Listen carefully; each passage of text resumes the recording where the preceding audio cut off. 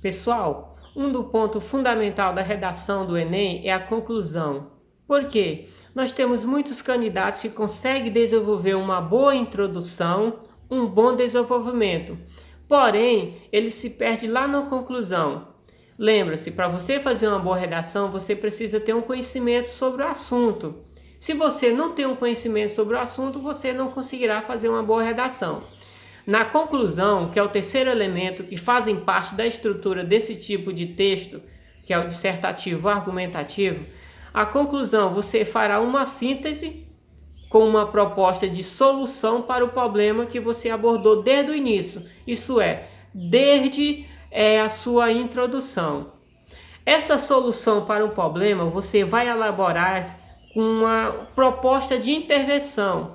E esta proposta de intervenção você dará a sua opinião para resolver aquele problema que você abordou.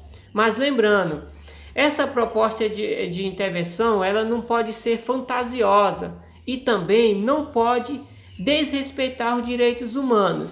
Então imagine comigo, eu já trabalhei em sala de aula assuntos como, por exemplo, maioridade penal, o desafogamento do sistema carcerário brasileiro.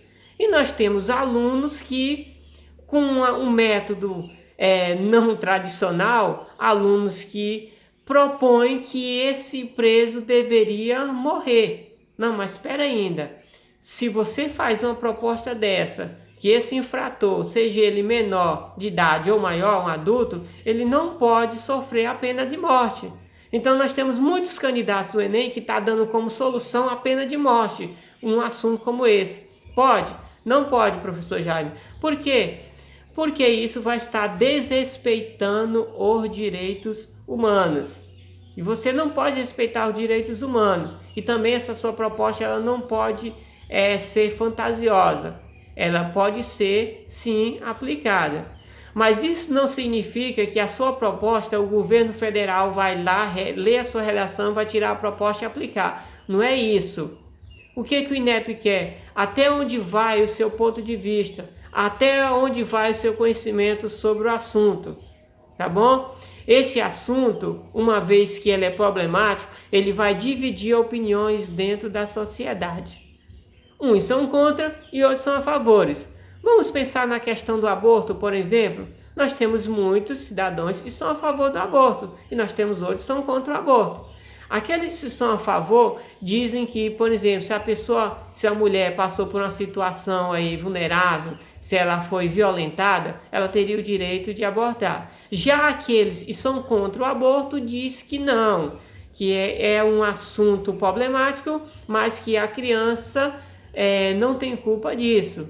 E que uma vez essa criança gerada já é uma vida. Então essa seria a opinião desses que são contra o aborto. E aí eu pergunto, imagine se o tema do Enem fosse sobre o aborto, hoje, qual seria a sua opinião?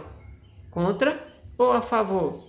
Então, sendo assim, eu até levo você a pensar sobre o assunto, uma vez que talvez aí o tema do Enem 2020 não seja esse, mas também será uma problemática que você terá que resolver. A melhor forma de você se dar bem na redação do Enem, você começar a praticar em casa. Pratique. Escolha um tema do Enem das edições anteriores, desde 1999, e comece a escrever. Escolha e escreva. Você pode até, por exemplo, professor Jaime, corrige para mim. Beleza, mande para mim. Então, eu já fiz essa proposta com alunos, tanto fora de sala de aula, que não valeria ponto dentro da disciplina de redação, e ele fez. Nós temos alunos e foi muito bem no Enem. Olha, 900 pontos, 960 pontos é uma boa nota. Eu tenho alunos que já tiraram 960 pontos com essa proposta. Isto é, ele escolhia um tema das edições anteriores, escrevia, levava para mim, e eu calmamente corrigia e falava, isso pode, isso não pode. Melhore nisso, melhore naquilo. Nisso você foi muito bem, continue, tá bom? E sendo assim, o aluno ele consegue aprender, desenvolver melhor essa proposta. Ok, vamos falar sobre outro assunto bastante importante dentro do Enem, chamado as competências. Você já ouviu falar em competência? O que é uma competência? A competência são os requisitos básicos na hora da correção de uma prova do Enem, tá bom? Essas competências são divididas em 5 pontos cruciais. A competência de número 1 diz que você tem que demonstrar domínio, a norma culta, formal da língua portuguesa. Isto é, observe na hora de escrever a palavra. Se você tiver dúvida se aquela palavra está escrita corretamente ou não, fuja dela, utilize um sinônimo. Vejamos, na hora você vai escrever a palavra exato, lhe deu um branco, você não sabe se exato é escrito com X, com Z ou com S. Fuja, escreva um sinônimo de exato, por exemplo, correto, certo. Agora, se você tiver dúvida se a palavra certo é com C, C cedilha ou com S, aí, meu candidato, meu aluno, você sim está com um problema de língua portuguesa na sua gramática, tá bom? Você tem que demonstrar um domínio da língua formal da língua portuguesa. Esses domínios são chamados de modalidades da língua portuguesa. As modalidades são divididas em 2. Modalidade formal da língua portuguesa e modalidade informal da língua portuguesa. E essa modalidade informal é aquela conversa no seu cotidiano, onde há uma despreocupação com as normas cultas da língua portuguesa. Na redação do Enem, você tem que utilizar a modalidade formal da língua portuguesa. Isto é, se preocupar tanto com a sua grafia, se a sua letra é legível, mas também com a escrita correta das palavras. Usar coesão e coerência na sua redação. Essa é a competência 1. A competência de número 2 é compreender qual é a proposta da redação. E você vai aplicar conceitos de áreas diferentes. Você poderá aplicar conceitos tanto da língua portuguesa, como norma culta, como também de outras áreas. Sociologia, filosofia. O seu dado científico pode servir como argumentação para enriquecer o seu texto? Pode. Então você poderá utilizar simplesmente a matemática, a química, a física, a biologia. Porque se o assunto, por exemplo, é sobre o aborto, por que não utilizar dados de biólogos? De um biólogo, por exemplo, você pode utilizar e vai enriquecer. Sendo assim, a sua redação ela terá maior credibilidade, tá bom? A competência de número 3 do Enem, dada pelo INEP, tá? Do Enem 2020, você terá que selecionar, relacionar, organizar as informações. Para isso, você vai apresentar fatos, a sua opinião em defesa de um único ponto de vista. Olha, a redação é sim ou não, ou você é contra ou você é a favor. Então, o seu ponto de vista ele tem que ser único. Imagine comigo, talvez todo mundo ele está contra você, ele pensa diferente de você, mas não se deixe levar pela opinião dos outros. Coloque o seu ponto de vista sobre a sua redação. Quando você faz isso, você está organizando o seu texto, você vai estar dando o seu ponto de vista, a sua opinião, está dando fatos. As suas informações têm que ser organizadas.